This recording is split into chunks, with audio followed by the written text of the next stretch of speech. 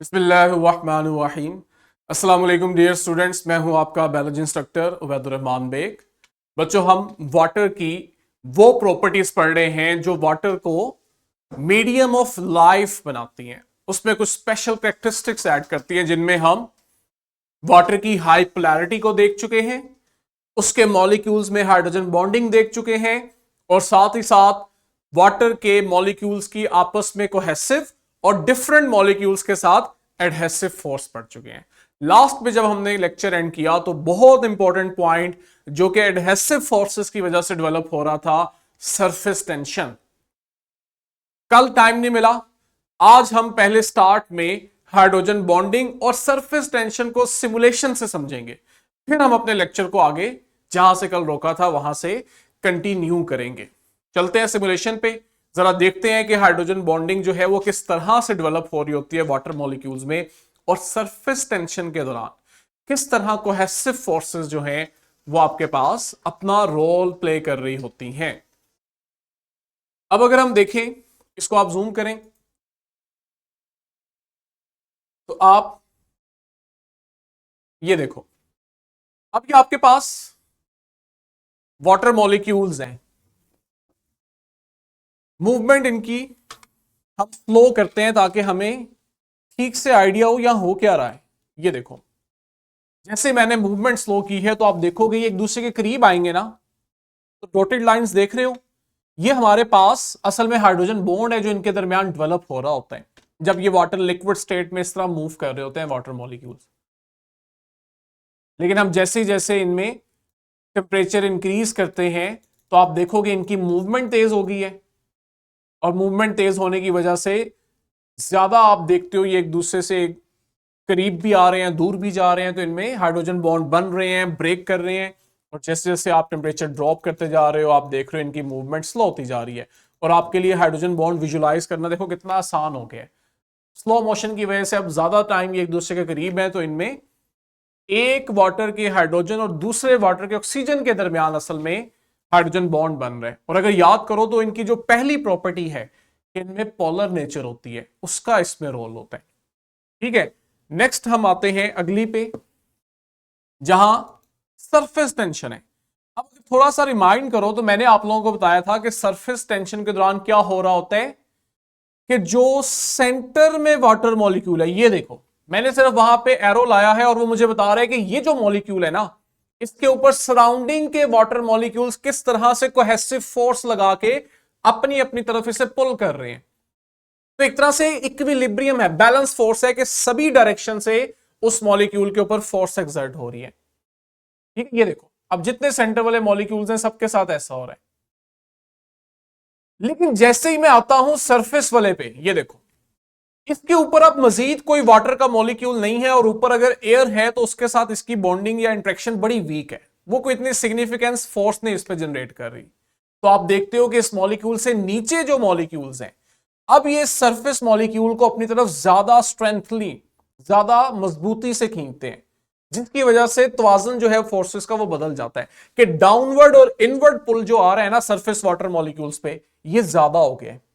और इसी वजह से आप देखते हो कि यहां पे अब इनके दरमियान जो हाइड्रोजन बॉन्ड है, कोहेसिव फोर्स है, वो वहां पे एक टेंशन ले आती है, और उसी वजह से उसमें सरफेस की लेयर पे फ्लेक्सिबिलिटी आ जाती है, और जो लाइट वेट इंसेक्ट्स या चीजें हैं वो फिर उस सरफेस के ऊपर फ्लोट करती हैं, क्योंकि वो टेंशन वहां फ्लेक्सिबिलिटी प्रोवाइड कर रही होती है। ये देख रहे हो, और यही चीज अगर आप अप्लाई कर दो ड्रॉपलेट पे, हमने देखा था कि वाटर ड्रॉपलेट राउंडेड शेप का हो जाता है बजाय फ्लैट होने के। तो राउंडेड, ये देखो यहां पे भी ऐसा नहीं हो रहा कि वाटर मॉलिक्यूल्स फ्लैट होने की बजाय ऑलमोस्ट एक राउंडेड शेप ले रहे हैं। क्यों? क्योंकि जो वाटर के मॉलिक्यूल्स हैं उन पे डाउनवर्ड और साइड के वाटर मॉलिक्यूल से ज्यादा फोर्सेस लग रही हैं, जो फिर उस वाटर के मॉलिक्यूल को या स्मॉल पार्ट को, ड्रॉपलेट को ग्लोबुलर शेप दे रही हैं, राउंडेड शेप दे रही हैं। तो ये आपने देखा, सिमुलेशन ने हमारे लिए उस कंसेप्ट को विजुलाइज करना, अंडरस्टैंड करना कितना आसान कर दिया है। आगे जो प्रॉपर्टी है ये है हाई स्पेसिफिक हीट कैपेसिटी। ये बड़ी इंपॉर्टेंट है। यहां पे वर्ड एसएलओ के अकॉर्डिंग ये इंपॉर्टेंट है जी। आप स्पेसिफिक कर रहे हो, जब आप स्पेसिफिक कर रहे हो ना, तो यहां पे आप कुछ चीज स्पेसिफिक करोगे। वो चीज क्या है, इसे हम डेफिनेशन के अंदर देखते हैं। हमारे पास अगर हम वाटर की स्पेसिफिक हीट कैपेसिटी को डिफाइन करें तो हम कहेंगे कि ये वो अमाउंट ऑफ हीट है जो रिक्वायर्ड होती है 1 ग्राम पानी का टेम्परेचर बढ़ाने के लिए। लेकिन कितना टेम्परेचर बढ़ाने के लिए? 1 डिग्री सेल्सियस। इसलिए हम स्पेसिफिक कर रहे हैं कि आपने 1 ग्राम वाटर लिया है। आपने ये नहीं कहा कि बस पानी का टेम्परेचर बढ़ाना है। आपने कहा नहीं जी, 1 ग्राम पानी है, इसका अगर 1 डिग्री सेल्सियस टेम्परेचर बढ़ाना पड़े तो आपको कितनी हीट चाहिए या कितनी हीट इसको देनी पड़ रही है? वो जो हीट है वो है specific heat capacity of water. तो अगर मैं स्पेसिफिक का लफ्ज हटा के बात करूं तो मैं कहूंगा हीट कैपेसिटी क्या है? जो किसी भी सब्सटेंस का टेम्परेचर बढ़ाने के लिए आपको हीट चाहिए, हीट जो किसी भी चीज का टेम्परेचर बढ़ा दे। वाटर के केस में जब आप स्पेसिफिक कर रहे हो तो आप कह रहे हो कि वो हीट जो 1 ग्राम वाटर का टेम्परेचर 1 डिग्री बढ़ा दे, और ये हाई है, इसकी वैल्यू हाई होती है। कितना? कहते हैं आपके पास ये जो स्पेसिफिक हीट कैपेसिटी है ये 4.184 जॉल पर ग्राम सेल्सियस होती है। ये इतनी ज्यादा है कि सिर्फ अमोनिया में स्पेसिफिक हीट कैपेसिटी पानी से ज्यादा है। उसके अलावा जितने भी आपके पास लिक्विड है इनमें पानी में हीट कैपेसिटी या स्पेसिफिक हीट कैपेसिटी सबसे ज्यादा है। अब हम करते हैं इसको इंटरप्रेट अपने आसान लफ्जों में, जिससे हमें समझ आए कि ये चीज, ये प्रॉपर्टी कैसे पानी को वाटर का या मीडियम ऑफ लाइफ बना रही है वाटर को। इस सारी बहस का, इंफॉर्मेशन का मकसद ये है कि पानी जो है इसके अंदर ये एबिलिटी है, जब आप इसे हीट देते हो ना तो ये बाहर से बहुत ज्यादा हीट एब्जॉर्ब करता है, लेकिन इसके अपने टेम्परेचर में बहुत कम राइज आता है, बहुत कम चेंज आता है। और ये चीज ही लिविंग सिस्टम्स को हेल्प आउट करती है। आप हीट देते जा रहे हो, ये हीट एब्जॉर्ब करता जा रहा है, लेकिन अपने टेम्परेचर में इतना चेंज नहीं ला रहा।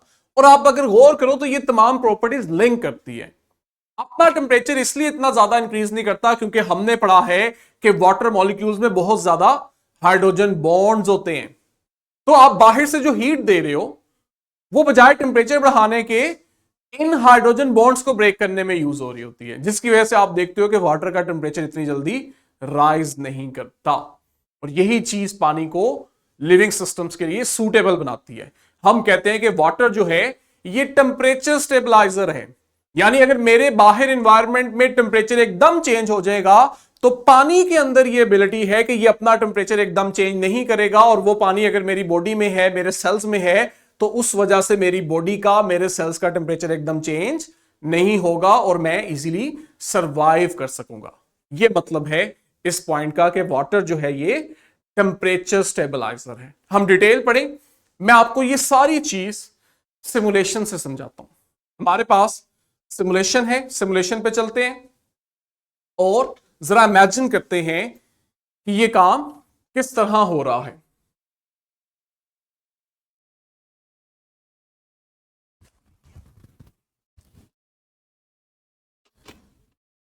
ये देखें जी,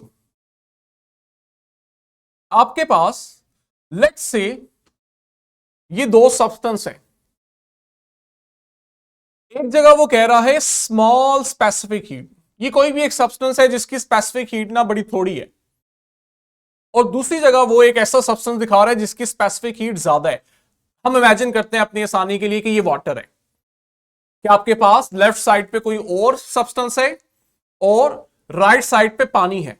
अब हम इसे फ्लेम से हीट अप करते हैं और आप देखोगे कि लो स्पेसिफिक और हाई स्पेसिफिक हीट कैपेसिटी वाले जो सब्सटेंस है ये किस तरह बिहेव करते हैं जब इन्हें बाहर सिस्टम से हीट मिलती है। जरा लो स्पेसिफिक वाले को आप देखो कि वो जो हीट है ना वो उसके स्ट्रक्चर में बड़ा रैपिड चेंज ला रही है, और उसकी वजह यही हो सकती है कि उसके स्ट्रक्चर में कोई इतनी स्ट्रॉन्ग बॉन्डिंग नहीं होगी, जिसकी वजह से बहुत कम हीट मिलने पे उसके बॉन्ड्स जो है वो टूटना शुरू हो जाएंगे।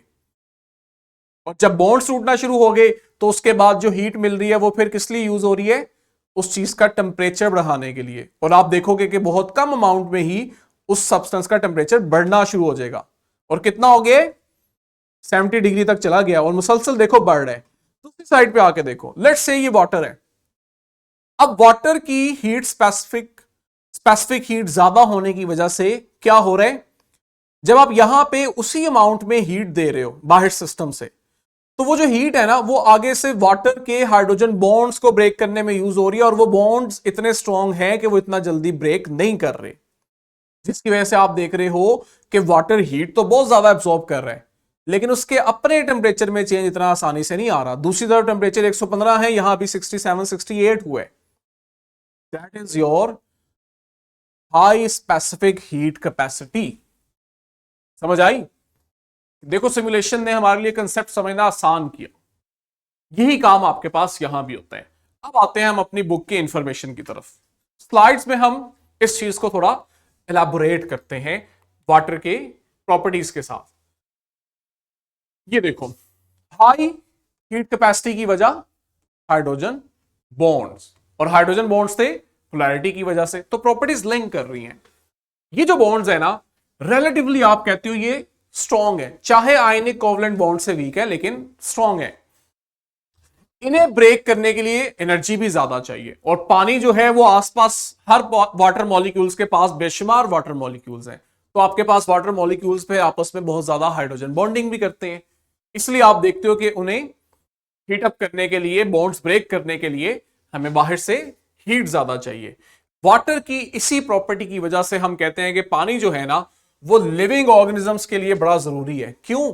क्योंकि पानी इन्हें प्रोटेक्ट करता है रैपिड थर्मल चेंज। अगर आपका एनवायरनमेंट ऐसा है जहां रैपिडली टेम्परेचर चेंज होता है, बाज इलाके ऐसे हैं जहां पे गर्मी एकदम शिद्दत से बढ़ती है, या अगर आप देखो डेजर्ट्स में रात के टाइम रातें ठंडी हैं तो सुबह चंद ही घंटे के अंदर टेम्परेचर बहुत ज्यादा हो जाते हैं। ये जो रैपिड थर्मल चेंज आया है, इसके बावजूद आप देखते हो कि वहां पे मौजूद लिविंग ऑर्गेनिजम्स या ह्यूमन सर्वाइव कर रहा है इस प्रॉपर्टी की वजह से। ठीक है, रिवर्स में भी ये है कि बाज ठंडे इलाके ऐसे होते हैं जहां रैपिडली आप देखते हो टेम्परेचर ड्रॉप कर रहा होता है। यही वजह है कि हम कहते हैं कि वाटर जो है ये टेम्परेचर स्टेबलाइजर है, क्योंकि वो उन्हें उनका नॉर्मल इंटरनल बॉडी टेम्परेचर, जो बॉडी का इंटरनल टेम्परेचर है, उसे नॉर्मल रेंज में ही मेंटेन करने में मदद देते हैं। अब एक और ये जो प्रॉपर्टी है, अब ये आप देखो एक एक पॉइंट पे अलग अलग शॉर्ट क्वेश्चन वो पूछ सकते हैं। इस टॉपिक की अहमियत ये है, और आप सब पॉइंट्स को इकट्ठा करो तो आपके पास लॉन्ग क्वेश्चन बनता है। अगली प्रॉपर्टी है हीट ऑफ वेपोराइजेशन। ये हमने केमिस्ट्री में पढ़ी हुई है, हमें इसका बेसिक कंसेप्ट आता है। वाटर के केस में हम कहेंगे हीट ऑफ वेपोराइजेशन क्या है, जो 1 ग्राम लिक्विड वाटर को कन्वर्ट कर दे उसकी गैसियस फॉर्म पे, वो जो हीट है उसे आप हीट ऑफ वेपोराइजेशन कहते हो। और इसकी वैल्यू क्या है पानी के लिए? 574 कैलोरीज पर ग्राम। आयमा से मेरा क्वेश्चन ये है कि आयमा, ये जो 574 कैलोरीज पर ग्राम हीट ऑफ वेपोराइजेशन है, अगर मैं इसे kilo calories per kilogram water में मेजर करूं तो इसकी वैल्यू क्या आएगी? जी आयमा, अभी देखते हैं मैट्रिक का मैथ कितना अच्छा था। क्वेश्चन पिक किया?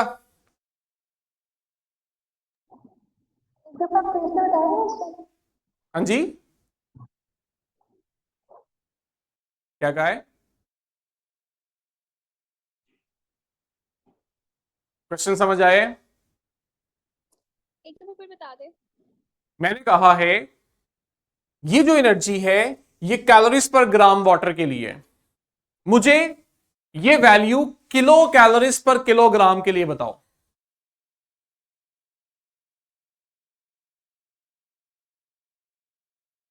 Any guess?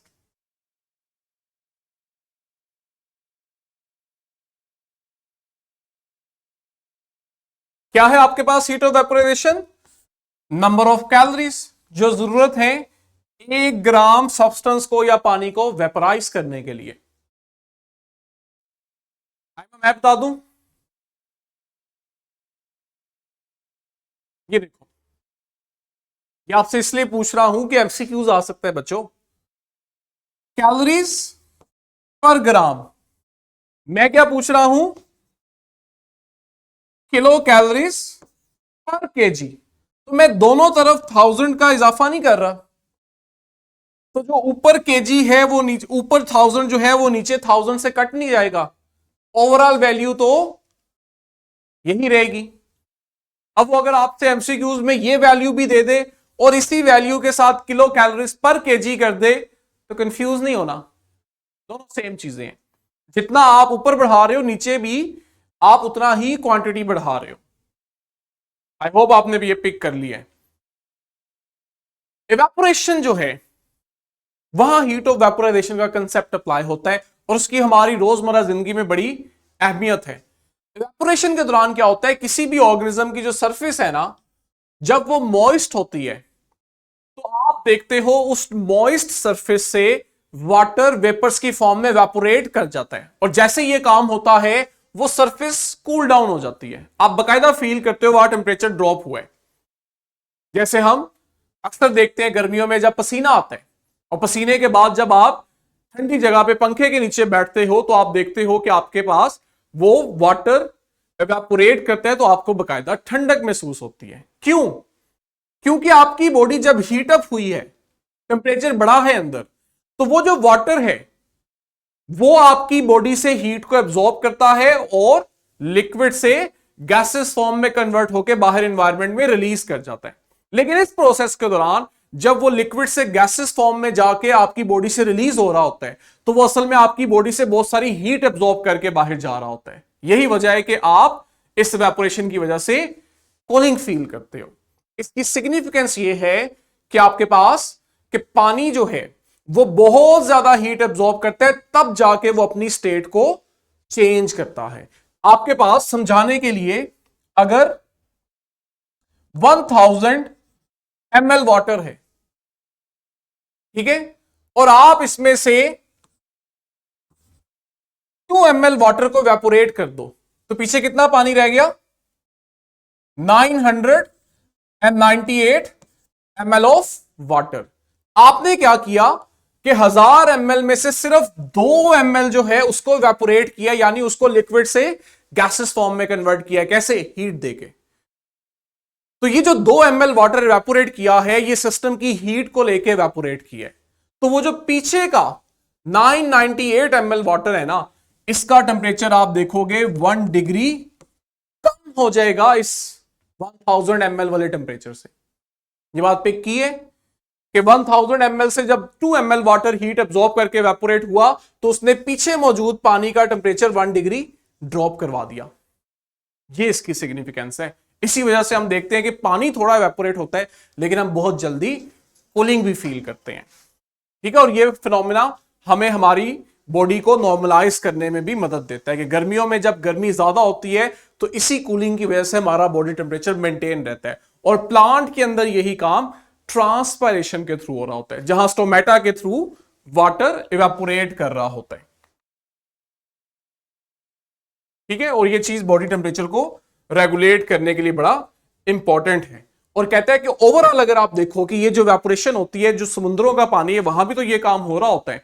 सनलाइट से मुसलसल रेज आ रही हैं, वो जो रेज है वो बॉडी टेम्परेचर या अर्थ का टेम्परेचर बढ़ा भी तो सकती हैं या बढ़ा भी रही हैं।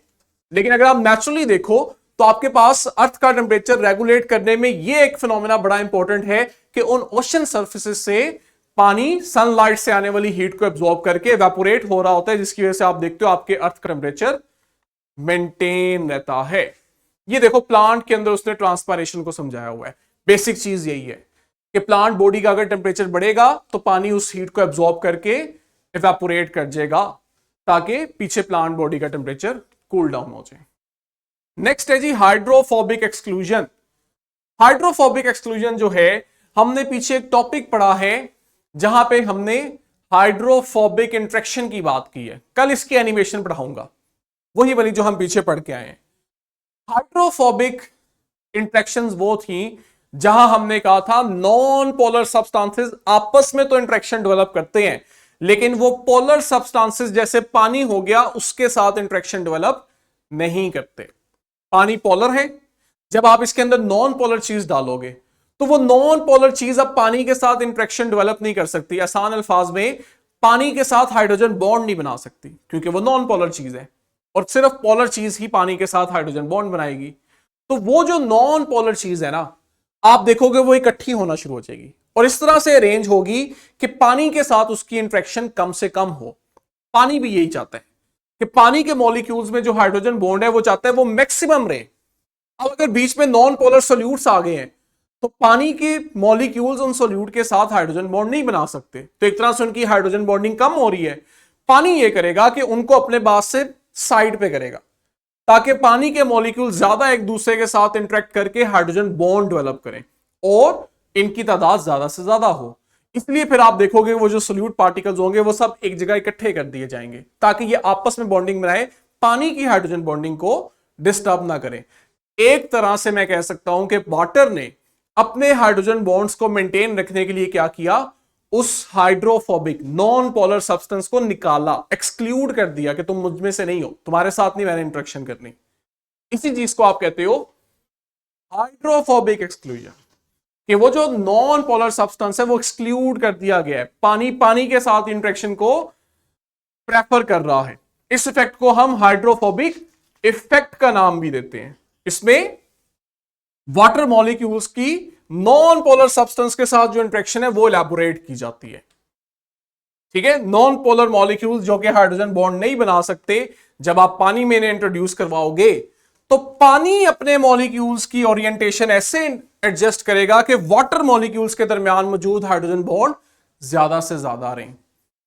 यह नहीं कहना कि हाइड्रोफोबिक मॉलिक्यूल्स इस तरह इंटरेक्ट करेंगे कि पानी से बचे, असल में पानी इनसे जान छुड़ा रहा होता है। ये असल चीज है जो कंसेप्ट समझना है।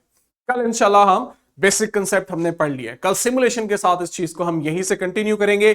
वीडियो लिंक में आपके पास क्वेश्चन बैंक और वर्कशीट मौजूद है, प्रैक्टिस करो। कल मिलते हैं, अल्लाह हाफिज।